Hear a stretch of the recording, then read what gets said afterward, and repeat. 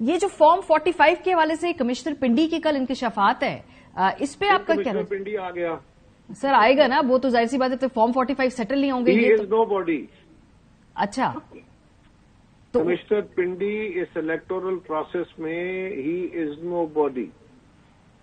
تحقیقات نہیں ہونی چاہیے ان کی جو باتیں ہیں ان پہ؟ تحقیقات کرے الیکشن کمیشن جس پہ الزام لگا، تحقیقات کرے چیف جسٹس پاکستان جن پہ الزام لگا. میرے لیے وہ نو باڈی اس لیے ہے کہ اس الیکٹورل پروسیس کے اندر کمشنر کا آفس ڈاک خانہ بھی نہیں تھا. وہاں پہ ڈی آر اوز اور ریٹرننگ افسر ڈائریکٹلی الیکشن کمیشن کو جواب دے تھے. یہ تو کمیونیکیشن میں بھی نہیں تھے. ان صاحب کو جس کو پرکل سے اٹھایا گیا اور اس کے اوپر طوفان کھڑا کر دیا گیا، بیسیکلی کمشنر از نو باڈی.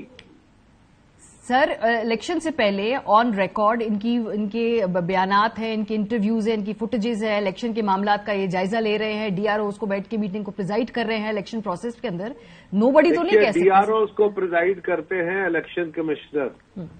اگر انتظامی مشینری کے طور پہ آر اوز کو یا ان کی اپنی ڈسٹرکٹ کلیکٹر کے طور پہ جو حیثیتیں ہیں یا اسسٹنٹ کمشنرز کو کمشنر صاحب نے ٹیکل کیا تو وہ اور بات ہے. جہاں تک تعلق ان کے الیکشن کی ڈیوٹی کا ہے، ان کو نہ تو کورسپونڈنس کے اندر ان کا کوئی رول ہے، نہ ان کے پاس کوئی اتھارٹی ہے. جو ڈی آر اوز ہیں یعنی ڈپٹی کمشنرز وہ ڈائریکٹلی کورسپونڈ کرتے ہیں ود دا الیکشن کمیشن.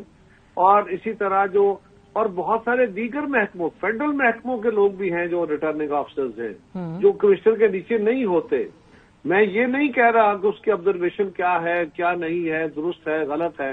میں تو کہہ رہا ہوں کہ ایک ایسا بندہ جس کا سارے اس پروسیس میں کوئی تعلق نہیں ہے، اس کی بنیاد پہ ایک ہنگامہ کھڑا کیا گیا اور پورے ملک میں پتہ نہیں کیا کیا ہاہاکار مچا دی گئی.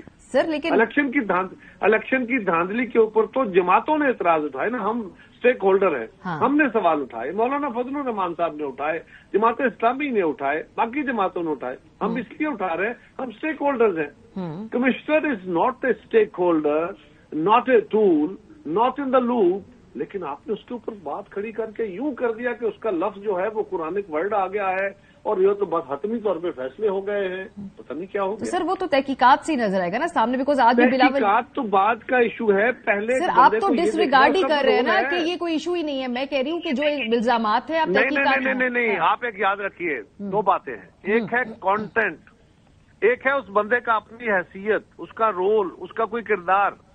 اس سارے لوپ میں، اس سارے عمل میں، اس سارے صرف فرض کرے جس کو وہ گناہ کہہ رہا ہے، وہ کہہ رہا ہے میرے ضمیر پہ بڑا بوجھ آ گیا ہے.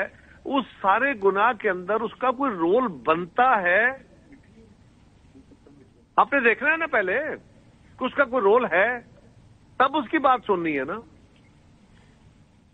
تو ٹھیک ہے، مطلب کہ کیونکہ کل جو پہلا رد عمل تحریک پیپلز پارٹی کا آیا تو وہ چاہ رہے تھے کہ اس پہ تحقیقات ہوں، اسی کانٹیکس میں تحقیقات کے خلاف نہیں ہوں. الیکشن کمیشن جانے، وہ تحقیقات کریں گے.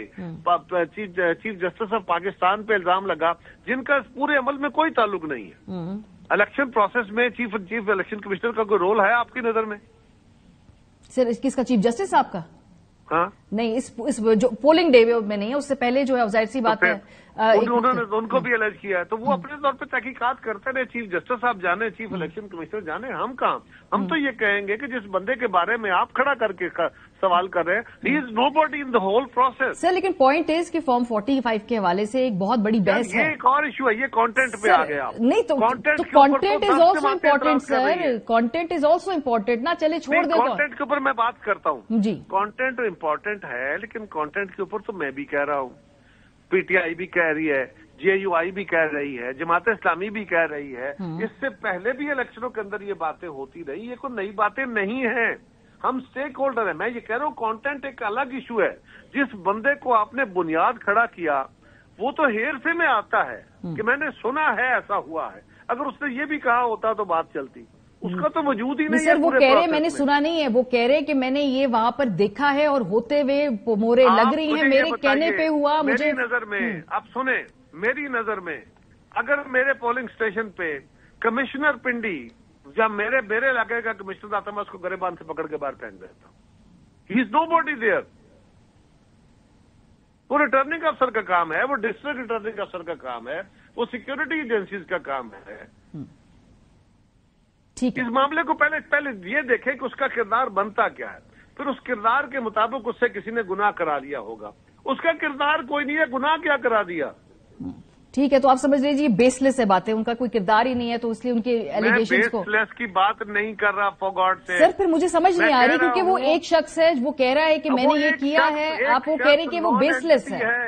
وہ ایک شخص نیو سینس ہے، وہ ایک شخص سوائے بکواس کے اور ککھ نہیں کر رہا. اس کے جو باتیں کر رہا ہے وہ باتیں باقی لوگوں نے جو اسٹیک ہولڈر ہیں انہوں نے کی ہیں. ان کی باتوں میں وزن ہے. الیکشن کے اندر بہت سیریس سوال ہیں، ہم ساری جماعتوں نے کیے ہیں. لیکن جس کو آپ کھڑا کر کے کہہ رہی ہیں کمشنر نے کہہ دیا، کمشنر بلیڈی از نتھنگ. صحیح. اچھا، اب تھوڑا سا آخری، چونکہ میرے چند سوالات ہیں، چھوڑ دیجئے کمشنر صاحب نے جو بات کی ہے. اب جو فارم 45 کا اصل پھڈا ہے، یہ جو سیٹل ہونا ضروری ہے، ورنہ کہ یہ تو پینڈورا باکس کھل جائے گا نا، بیکاز بہت سارے لوگ فارم 45، پیپلز پارٹی کے اپنے بھی تحفظات ہیں فارم 45 کو لے کے. کتنا آسان ہے فارم 45 کا مسئلہ سالو کرنا؟ جتنے کینڈیڈیٹس ہیں ان کے لیکن تحقیقات کرائے گا چیف الیکشن کمشنر، بالکل کرائے. فارم 45 کا مسئلہ حل ہونا چاہیے، بالکل ہونا چاہیے. جن جماعتوں نے اور افراد میں الیکشن میں حصہ لیا ان کی سیٹسفیکشن ہونی چاہیے. یہ وہ سارے سوال ہیں جن کو میں سپورٹ کروں گا. میں تو آپ کے اس نیریٹو کے اوپر کھڑا ہوں کہ جہاں پہ کھڑے کر کے آپ ایک مقدمہ کھڑا کر رہے ہیں. ایک واقعہ ہوا ہے، اس کا مدعی تو درست ہو، یہ وہ موقع کا شاہد تو ہو، وہ گواہ تو ہو.